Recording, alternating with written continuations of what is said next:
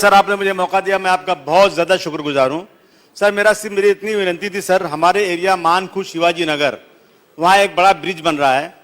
अध्यक्ष महोदय, हम लोगों ने नियम के अनुसार कारपोरेशन में एक मांग किया था कि हजरत ख्वाजा गरीब नवाज रहमतुल्लाह अलैह जो ताजदार हिंद हैं, पूरे भारतवर्ष नहीं पूरी दुनिया के लोग उनको मानते हैं, सब हिंदू मुस्लिम मानते हैं। अध्यक्ष महोदय, मैं छत्रपति शिवाजी महाराज का बहुत सम्मान करता हूं, उनसे बड़ा कोई हमारे लिए हो ही नहीं सकता महाराष्ट्र भारतवर्ष में।